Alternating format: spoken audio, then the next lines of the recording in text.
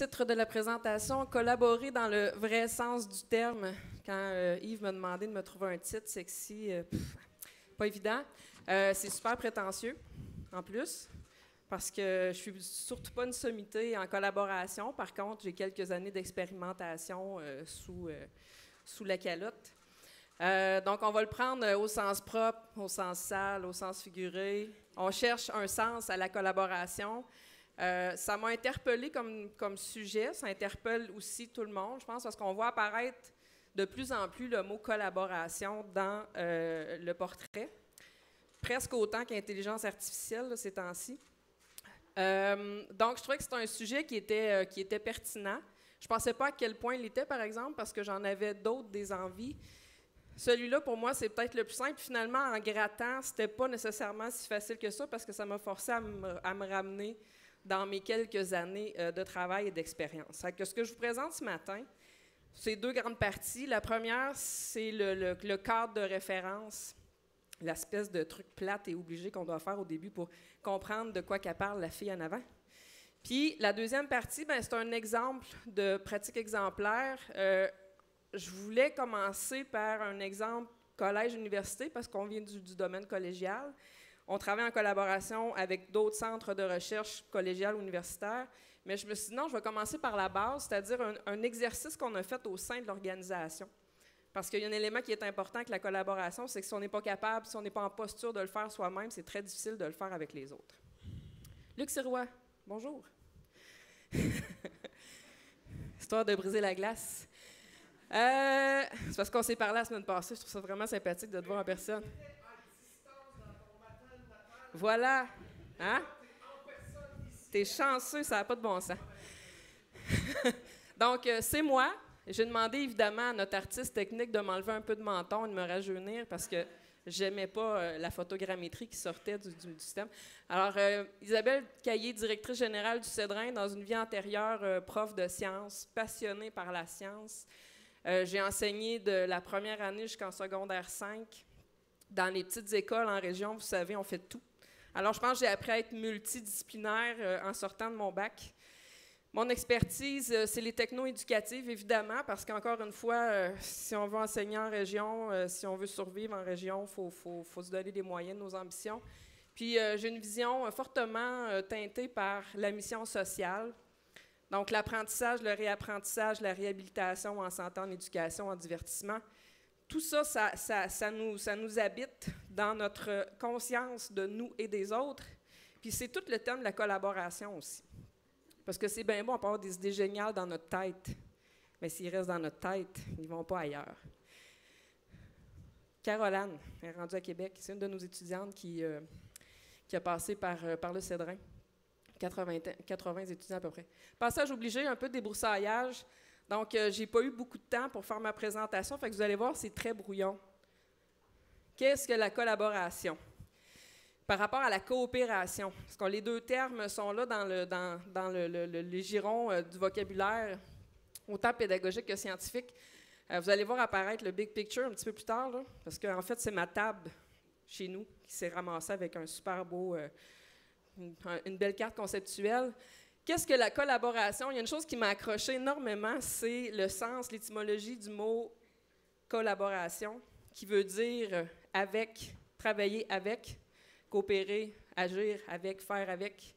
Mais le travailler vient de tripalium, qui veut dire instrument de torture. Puis je trouvais que ça faisait vraiment du sens. Parce que quand on commence à parler de collaboration avec nos compères et nos consoeurs, des fois ça fait mal, ce mot-là. J'ai pas envie. Veux-tu me sacrer patience? J'ai envie de faire les trucs dans mon bureau. Je vais te sortir un papier, ça va être super génial. Ça, je l'entends souvent. Si on veut sortir les gens de leur boîte, on parlait de la boîte tantôt, la posture fait mal.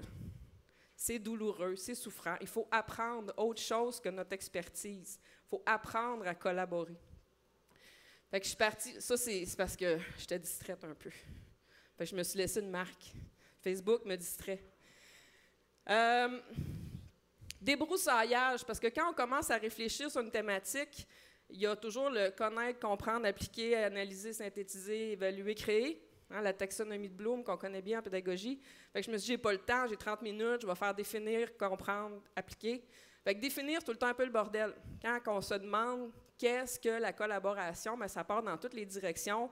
Les définitions se contredisent. Finalement, c'est de la coopération, c'est de la collaboration, c'est de travailler avec les autres. On en revient tout le temps à cette thématique-là. Il y a une structure, il n'y a pas de structure. Les contraintes de travail sont variables. Fait que, Poutine. Sauf une chose que je me suis rappelée. L'approche socio-constructiviste. L'approche socio-constructiviste est importante dans la collaboration. C'est un mot super plate, mais ça veut dire construire ensemble, avec les autres. Hein? Notre connaissance, on la développe par notre expérience et l'expérience qu'on a en vivant ensemble. Donc, on est dans la collaboration naturellement. Surtout quand on est forcé à faire le processus d'apprentissage, on va passer d'un état A à un état de grand déséquilibre à un état amélioré ou pas, tout dépendant. Ça, c'est l'approche socio-constructiviste. Puis en débroussaillant, je me suis rappelé que pendant mes études, j'étais fascinée par ça, cette approche-là. Pas par Skinner, pas par Piaget, non, ça c'est intéressant. Les choses que je sais, les choses que je peux savoir si je me fais aider par quelqu'un, puis les choses que je ne saurai jamais. Puis la zone dans le milieu, fort intéressante quand on est un enseignant puis on veut faire apprendre. Quand on est une directrice générale aussi, c'est fort intéressant. La collaboration est de l'ordre de l'acquis, fait qu'il faut apprendre. On ne peut pas dire « tu ne sais pas collaborer ». Collabore. Non, t'es rendu où dans ton processus d'apprentissage de la collaboration? C'est quoi tes expériences de collaboration? Ont-elles été bonnes ou mauvaises? Est-ce que je peux bâtir là-dessus? Elle demande fondamentalement un changement culturel. C'est ça que je vais vous montrer comme exemple tout à l'heure. Moi, j'ai appliqué ce changement-là dans ma culture d'organisation. Parce que je ne peux pas prendre pour acquis que la dizaine d'employés que j'ai sait comment collaborer. Je les ai testés, je les ai mis à l'œuvre, je les ai mis au défi. Et j'ai vu apparaître plein de choses qui aident après à la collaboration. Donc, exemple ici, typique de la démarche coopérative, typique de « Ah oui, on a un dépôt de projet à faire, il y a une demande de financement qui va être là, le 2 décembre. » C'est qui le fondamentaliste en haut? C'est le chercheur principal. Avec qui il va travailler? Ses co-chercheurs ou ses collaborateurs. Et il y aura des stagiaires et autres personnes. On divise le truc dans la méthodologie. Tu vas faire ça, tu vas faire ça, tu vas faire ça. On se segmente naturellement dans le travail. On a une forte tendance à la coopération. C'est facile, c'est clair. C'est des colonnes de chiffres dans un budget. Ça ici, c'est très difficile à expliquer dans une demande de financement. Extrêmement difficile, à moins qu'on soit une innovation sociale. Ça, c'est le fun. Ces programmes de financement-là nous permettent d'éclater un petit peu la culture du projet. Le but est le même, atteindre un objectif, dans les deux cas. C'est juste que la nuance ici, c'est que les gens vont peut-être tout aborder le problème à leur façon et l'enrichir, alors que là, le problème est en haut et on l'alimente. Alors, c'est très segmenté, puis on parle du silo, là, typique en coopération. Là, le silo, il est dans la coopération. Ici, on essaie de le briser. Petit ballon de football intéressant ici, c'est quand on coopère, contrôle plus. Qu'est-ce qu'on nous demande quand on fait de la recherche aujourd'hui? Surtout quand on fait de la recherche avec un industriel. On nous demande d'atteindre une performance donnée. On nous demande d'obtenir des résultats. On nous demande d'avoir des artefacts valorisables, transférables. Ces éléments-là demandent qu'on contrôle. Il faut y arriver. Fait que contrôle plus. On peut atteindre égal ou plus encore si on collabore, dans le sens où on va augmenter votre degré d'autonomie, donc votre capacité à échanger vos idées, partager vos idées, être créatif, découvrir, faire des essais, faire des erreurs, prendre du temps pour faire la recherche. Le temps d'essai et d'erreur dans un budget, dans une demande de financement, ça ne rentre pas. Hein? L'espèce de place, on dit « to be determined », là. On ne peut pas mettre ça dans une demande de financement. Par contre, dans la collaboration, ça peut générer de l'innovation qu'on n'aurait pas idée, parce qu'ici, c'est bloqué par le contrôle. Donc, on peut tendre, donc c'est vraiment un gradient, on peut tendre vers la collaboration, mais il faut amener des activités dans notre organisation et dans nos projets collaboratifs. Exemple, moi j'ai un instrumentaliste au bureau. Il est arrivé, puis il s'est ouvert, il a fait un coming out d'instrumentaliste. Moi, je suis toolman. Toolman dans une équipe, ça vaut de l'or. Pourquoi il fait ça? Parce qu'il est stressé. Il est stressé, ça génère beaucoup d'anxiété de ne pas savoir ce qui s'en va. Il a besoin de voir les projets. Là, je vais vous amener vers des types, des profils, puis je vais un peu briser les rôles de technicien, bachelier, master, doctorat, là. On va les changer, les rôles. Dans la collaboration, j'ai besoin d'avoir un toolman. Donc ça, c'est l'exemple d'outils qu'on a utilisés dans l'historique du Cédrin. Mais toolman, il y a des préférences. Alors, on les attache ensemble. On fait une harmonie. Mais en fait, ce n'est pas l'harmonie des outils que je fais dans ce temps-là, c'est l'harmonie de l'équipe. Je me sers des outils. C'est souvent par les outils que la collaboration arrive. On aime ça, essayer des bébelles. Les bébelles, ça fait chier aussi, quand il y en a trop. Parce que tout le monde veut son outil. Okay?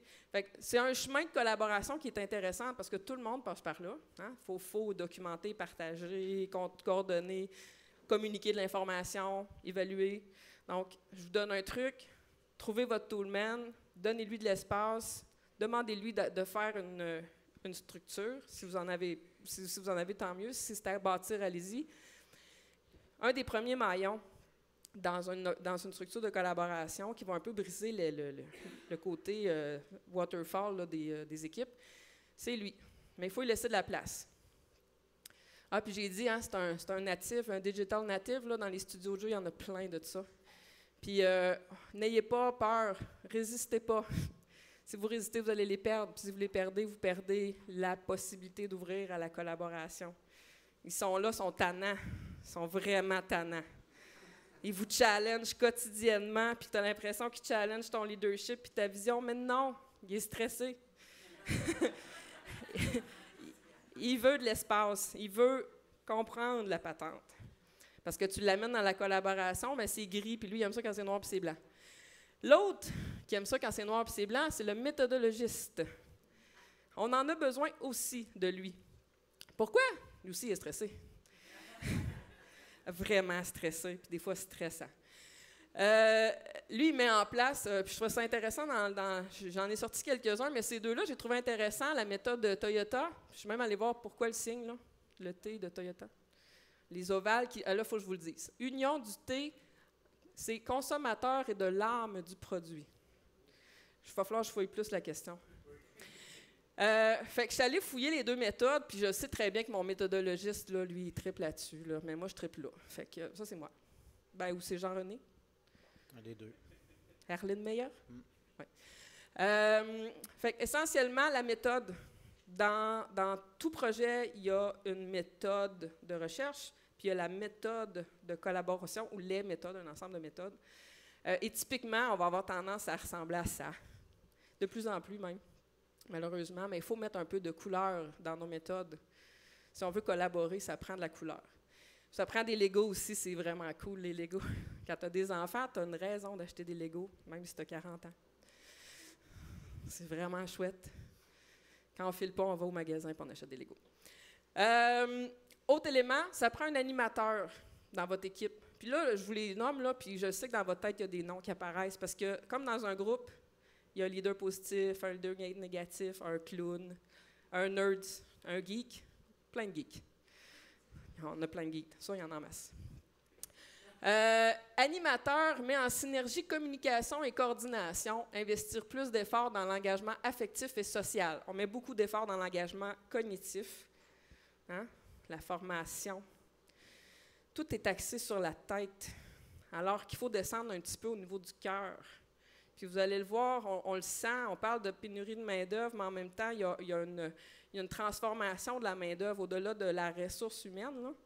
Elle se transforme de l'intérieur et elle a besoin de ça, qu'on soigne son affect. Puis on en a tous besoin en passant, là. C'est naturel, c'est juste qu'il faut en prendre plus conscience dans nos organisations. Puis c'est une balance. Pourquoi la pomme, ça n'a juste pas rapport, là, j'ai une bulle, puis j'avais envie de faire... OK. Il y a quelqu'un qui m'a demandé pourquoi la pomme hier. J'ai dit, pas rapport. C'est comme Facebook, ça, c'est une dispersion mentale. Donc, on a l'instrumentaliste, le méthodologiste, l'animateur. Et dans le cas de la communication et la coordination, c'est le fun parce que d'un bord, ça explose, là, les idées, le partage, mais l'autre bord, il y a quelqu'un qui contrôle un petit peu le... Fait que lui, il s'appelle Martin de mon côté, puis ça, c'est moi. Fait que quand on a la balance des deux, on a la personne qui réussit à animer ça. Moi, je suis plus l'animateur dans l'équipe aussi. Vous le voyez ce matin. J'arrive à brasser mon monde, puis après ça, on ramasse les perles. puis on s'en sert. Mais il faut stimuler cette génération d'idées-là. Il y en a partout des idées, c'est vraiment génial, mais quoi faire avec, c'est une autre question.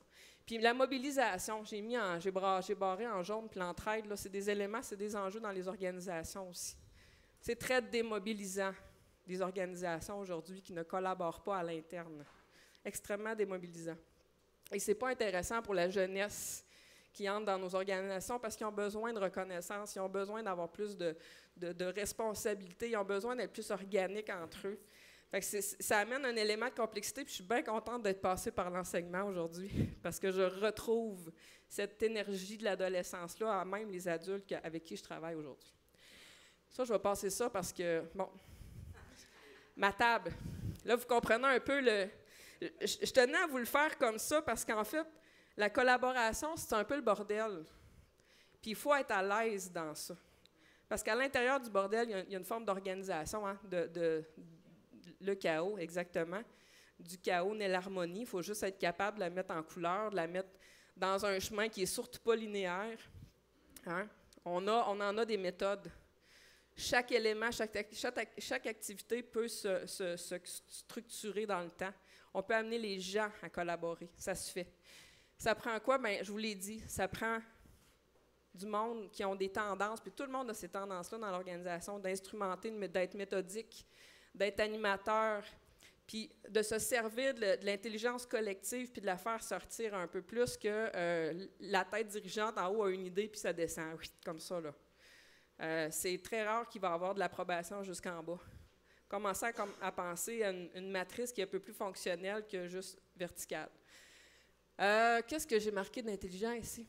Ah oui, le visionnaire connaît son organisation aujourd'hui, photo d'aujourd'hui, garde l'œil sur le changement de demain, hein, parce que mon organisation, c'est tous des garçons. Ils ont autour de 30 ans. Ils sont délocalisés sur des sites distants. C'est des Québécois et des Français. Ils ont écouté, comment ça s'appelle, Westworld ensemble en buvant de la bière, un 5 à 7. Je peux vous dire qui a combien d'enfants, comment ils s'appellent. Je connais ma gang. Okay? J'ai profilé mon équipe. Je la connais très bien.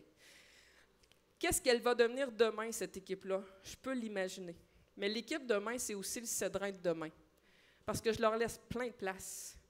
Plein de place pour imaginer le cédrin de demain. Donc, qu'est-ce que le visionnaire fait avec ça? Il va guider, il va proposer. C'est important, je n'impose pas, je propose des solutions. On en discute. Quand je dis « OK, on s'en va par là », c'est parce qu'on en a parlé. Ce n'est pas une décision que j'ai prise un matin dans mon bureau. Au bon moment pour s'adapter en douceur. Parce que c'est déjà assez intense. C'est l'adaptation, surtout au niveau d'entrer des processus de collaboration dans vos organisations, ça doit se faire en douceur. Ça doit se faire par des activités, des itérations. Il me reste combien de temps? C'est excellent. Encore, Caroline. Ça se fait comment concrètement? Parce qu'on m'a demandé d'être concrète. Hein? Ça m'arrive d'être très, très abstraite. Je vais essayer de concrète.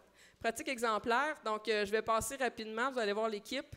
Il y a 2 ans, quand je suis rentrée au Cédrin, après avoir passé quelques années comme chargée de projet, comme conseillère, ça c'est vraiment cool comme titre de travail, conseillère pédagogique dédiée à l'optimisation des retombées dans l'enseignement. Je pourrais le mettre en acronyme, là. Ça, en fait, ma job, c'était de prendre des profs du collège, les amener en recherche, les accompagner pendant une session, 2 sessions, sortir avec eux tous les éléments de compétences, les mettre en mots, repartir l'autre bord, gratter un peu dans les programmes, faire « Ah, ça rentre là, ça c'est un cours au complet. » Après 5 ans, avec un prof, on a refait un cours au complet. Et qu'est-ce que ça génère? C'est que ça augmente la qualité de la formation. Ce qui est plate, c'est que quand on va dans ce processus-là, c'est extrêmement long. Aujourd'hui, le besoin s'accélère. Alors, c'est une bonne façon je fais une parenthèse, là, c'est une bonne façon d'amener la formation à se développer, mais peut-être que le rythme est trop lent. Il va falloir penser à d'autres modèles. Alors, je passe rapidement, moi, Arnaud et Stormtrooper, je pense que c'est Jérémy. Arnaud qui était l'idéateur, l'aviseur technique dans le cadre de ce projet-là. Je vais vous le présenter un petit peu plus loin, le projet. Mylène, pauvre Mylène, vient de se casser un doigt. Mylène, c'est la grande argentière qui dit oui. Même Isabelle a dit « Je veux 40 000 ». Je veux 40 000. Trouve. Oui, Isabelle. Non, elle dit oui. Martin qui tripe sur MS Project Excel. MS Project Excel.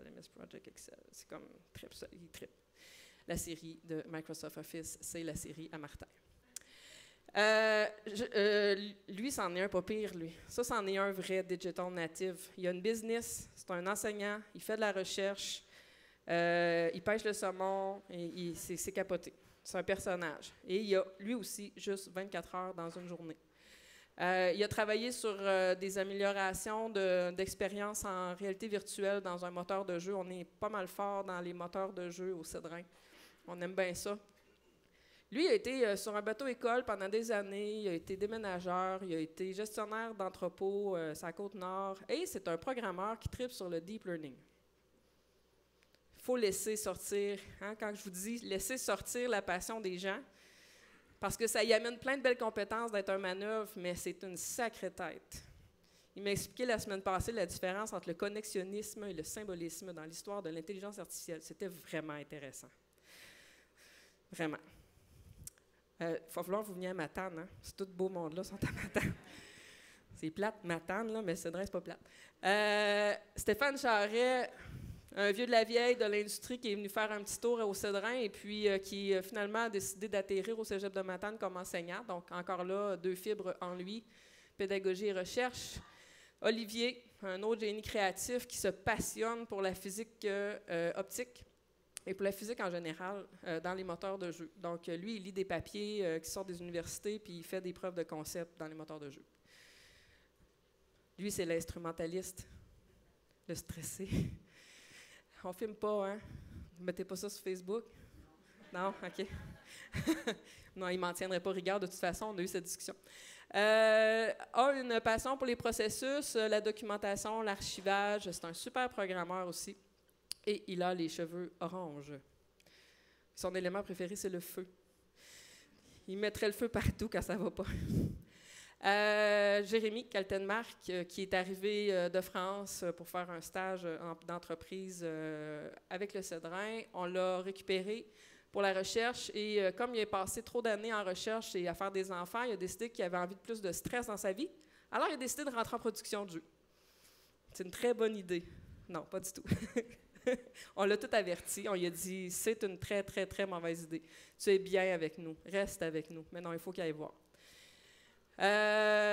Clément, une étudiante qui arrive de l'île de la Réunion, qui a fait une escale par le Cédrin. Clément, c'est un enfant qui a vécu les déplacements de son papa militaire. Alors, c'est un nomade de sa génération. Ça, c'est le genre de personne qu'on ne garde pas dans un job. Il se promène. Alors, on l'accueille, on le forme, on le chouchoute, on lui laisse la place, puis un jour, il quitte, puis il faut accepter qu'il quitte parce qu'il y en a un sacré paquet des comme lui, des nomades de cet âge, ou les boomerang kids, là, je pars et je reviens, je pars et je reviens, on les adore. Julien, le samouraï qui vient de Carcassonne, qui a passé une partie de sa vie en France à faire toutes sortes de trucs, il est venu étudier au cégep de Matane, il a fait 3 stages au Cédrin, là, il est rendu à Montréal. Et sa job, c'est de faire du développement pour le Cédrin. C'est un grand gaillard là, qui est passionné. Il est vraiment passionné par son travail. Puis étonnamment, lui, malgré son jeune âge, il a décidé qu'il ferait juste une job. Fait que ça m'épate. Patrick, qui est rendu en programmation, c'était notre intégrateur pas en programmation, mais en robotique, c'était notre intégrateur de système au Cédrin. Mais il était passionné par les robots. Puis au Cédrin, mais malheureusement, on ne fait pas de robotique. Alors, il est parti dans une entreprise à Amqui, qui est aussi un super petit patelin, dans un super petit patelin, petite ville bien sympathique. Ceux qui aiment les micros, en passant, vous pouvez passer par Matane, Amqui. On a tout ça chez nous. Donc, Patrick, c'était notre bidouilleur, notre génie créatif matériel. PO, Pierre-Olivier, lui, c'est la personne qui fait tout, surtout. Il écrit, il parle très bien l'anglais. On l'entend jamais. C'est tout ce qu'il veut. Je lui ai demandé, tu veux quoi? Il dit, moi, je veux que ça fonctionne bien. C'est merveilleux. Je veux que ça fonctionne bien. Fait que là, juste avant, vous regardez les titres. J'y tiens. OK? C'est vraiment Bon, j'aurais pu mettre génie créatif parce qu'il y en a une pas pire au niveau des finances. Ça, là, pour moi, c'est important parce que quand je travaille avec les universités, aujourd'hui, on me demande est-ce qu'il y a un doctorat? Non. Il y a une maîtrise. Pas assez. Lui? Non. Non, lui, c'est un technicien. Lui aussi. Lui, il a un bac. C'est un ingénieur, par exemple. Mais il a juste un bac. Il a essayé l'éducation, il n'a pas vraiment aimé ça, il est retourné au DEC. Fait qu'il y a 2 DEC. Mais 2 DEC, ça ne compte pas. C'est un technicien. Fait que, essentiellement, là, petit message, ça c'est une de mes frustrations de pédagogue, c'est qu'aujourd'hui, dans la recherche, quand j'écris une demande de financement en collaboration, le mot collaboration ne fait pas de sens pour moi, parce que j'ai une équipe fantastique, extrêmement riche, qui réussit à faire, je vais vous amener l'image de qu'est-ce qu'ils ont fait vraiment, qui réussissent à travailler ensemble. Fait que je fais le topo, là. Ça, c'est notre chef de projet méthodologiste. On a à côté Stéphane, Fabien, Julien, Patrick, Clément. C'est Mylène, la fille des finances, qui est dans le sous de MoCap. On avait besoin de quelqu'un dans le sous de MoCap. Elle a dit, ben, je vais y aller. Test utilisateur avec les étudiants du cégep. Donc, on a fait un focus group pour voir si notre système fonctionnait bien. Puis ça, c'est pendant l'événement du Montreal International Game Summit où j'ai dit, gang, vous allez toutes y aller. Je sais pas si vous savez, là, mais 10 personnes entre ma tante et Montréal pendant 3 jours, ça coûte cher. Mais ça valait le coup. Parce que pour moi, c'était de dire, vous avez toutes travaillé sur ce truc-là, vous allez aller le vendre ensemble. Parce que c'est votre réalisation. Puis moi, ben, j'étais brûlée, fait que je suis restée dans mon chalet. C'est fatigant, là, mettre la collaboration en place dans une équipe. Fait que ça, c'est le Cédrin. Le Cédrin, ce n'est pas des diplômes. Le Cédrin, c'est une équipe. C'est une équipe de génie créatif. Puis j'en ai des frustrés là-dedans quand je leur dis « Tu ne peux pas aller dans le projet parce que tu n'as pas le diplôme. » Tu as une liste longue de même de projets de recherche appliqués. Mais à la colonne formation, il n'y a rien. Ça me frustre énormément. Fait que c'est mon petit message de ce matin sur la collaboration. Si j'en reviens à la vision pédagogique que j'en ai, ça, quand je pense à ça, je pense à avec qui je peux travailler, qu'est-ce que je peux faire, où on peut aller dans les 3 dimensions du FRQ, là. Moi, ce qui est important, c'est la mission sociale. Ce n'est pas le papier que j'ai sur mon mur. Donc, mais je vous laisse sur cette réflexion-là. J'espère que j'ai amené quelques idées. Il y a énormément de moyens pour apprendre à collaborer. Mais je vous le dis, ça dépend de votre posture, tout d'abord, là, de votre posture individuelle. Puis après ça, on va commencer à travailler ensemble. Voilà.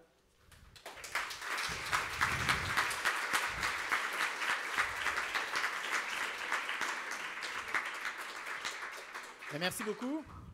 Félicitations pour les petits dessins. On dirait une réunion d'Infoman. Oui, pas de problème.